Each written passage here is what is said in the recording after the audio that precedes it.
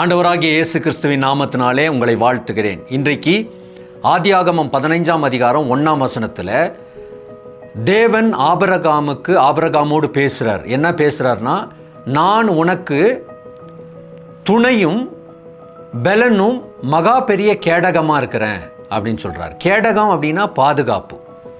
ஏன் அப்படி சொல்கிறாரு அப்படின்னாக்கா, ஆபிரகாம் ரொம்ப பயந்து அவனுடைய வாழ்க்கையில் ஒரு நம்பிக்கையற்ற சூழ்நிலைக்குள்ளாக அவன் இருந்தான் ஒரு சில நாட்களில்.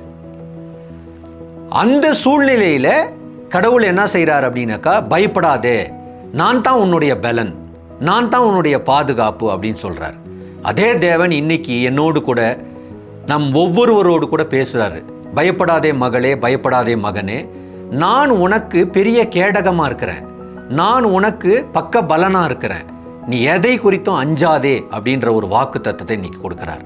ஆகவே நம்முடைய அச்சத்தை விட்டுட்டு பயம், நடுக்கம், எதிர்காலத்தை குறித்த கலக்கம், பிள்ளைகளை குறித்ததான பாரம், தேவையற்ற சிந்தனை இதெல்லாம் விட்டுட்டு, ஆண்டவரே ஆபிரகாமோடு பேசினீரே, என்னோடும் கூட நீர் பேசுகிறீர், நீர்தான் என்னுடைய பலன், நீர்தான் என்னுடைய துணை, நீர்தான் என்னுடைய கேடகம் அப்படின்னு சொல்லி அவர் இறுக பற்றி கொள்ளும்போது அவர் நம்மை நடத்துவார். ஜெபிக்கலாம்.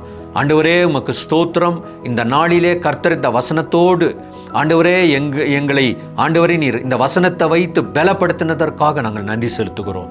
தொடர்ந்து ஆண்டவரே உம்முடைய ஆண்டவரே துணையையும் பாதுகாப்பையும் நாங்கள் விளங்கி கொண்டு நாங்கள் ஆண்டவரே கர்த்தருடைய சமூகத்தில் நாங்கள் தைரியமாய் நடக்க, இந்த உலகத்தில் இந்த பிரயாணத்தில் நாங்கள் மேன்மேலும் முன்னேற, விசுவாசத்தோடு முன்னேற எங்களுக்கு பலன் தாரும். இயேசுவின் நாமத்தில் கேட்கிறோம் பிதாவே, ஆமேன். கர்த்தர் உங்களை ஆசீர்வதிப்பாராக. ஆமேன்.